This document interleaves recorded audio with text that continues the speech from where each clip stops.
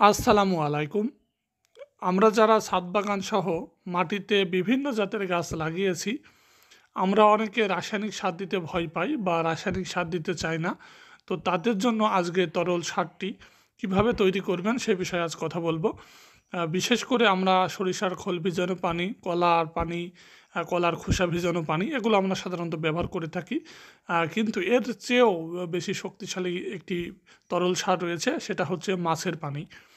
তো যে কোনো জীবিত মাছ, তেলাপিয়া বা শিং মাছ, এটা পানিতে জীবিত অবস্থায় পানিতে রেখে দেবেন। ১ দিন বা ২ দিন পর যে পানিটা পাওয়া যাবে, অবশিষ্ট পানি, এটা আমরা ফেলে দিই।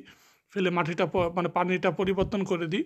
তো ওই অবশিষ্ট পানিটা আপনারা অবশ্যই গাছের গোড়ায় দিবেন। তাহলে দেখবেন গাছে প্রচুর পরিমাণ ফুল ফল আসছে, গাছের বৃদ্ধিটাও খুব সুন্দর হচ্ছে।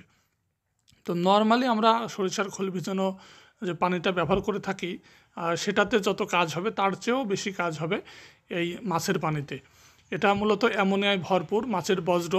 তো এটা যদি গাছের গোড়ায় নিয়মিত কেউ ব্যবহার করে, তাহলে আলাদাভাবে তার কোনো প্রকার রাসায়নিক সার ব্যবহার করার প্রয়োজন হবে না ইনশাল্লাহ। আর এই পানিটা কিন্তু খুব সহজে আমরা ব্যবস্থা করতে পারি। বাজার থেকে জীবিত মাছ ১ বালতি পানির মধ্যে আমরা জিয়ে রাখবো। এটা ১ দিন বা ২ দিন পর আমরা পানিগুলো ফেলে দিই। তো এই পানিগুলো ফেলে না দিয়ে আমরা সেই পানিটা গাছে ব্যবহার করব।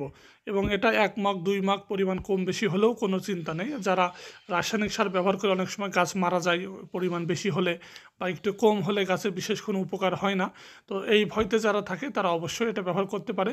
এর পাশাপাশি প্রত্যেকে কিন্তু তাদের গাছের ফল বৃদ্ধি করতে, বা ফলের গ্রোথটা অনেক সময় কম হচ্ছে, গাছের বৃদ্ধি হচ্ছে না। তো এই বিষয়টা সবাই কিন্তু সব ধরনের গাছে এটা ব্যবহার করতে পারে, এবং এটা খুবই ভালো কাজ করবে। আপনারা নিয়মিত ব্যবহার করলেই আপনারা বুঝতে পারবেন যে এটা কত ভালো কাজ করে।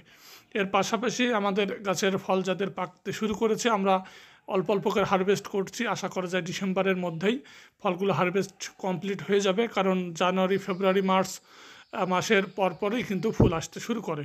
তো এই মাঝে ২ মাস, জানুয়ারি এবং ফেব্রুয়ারি, এই ২ মাস যদি একটু রেস্টে না রাখা হয়, তাহলে পরবর্তী বছর কিন্তু ফুল আসবে না।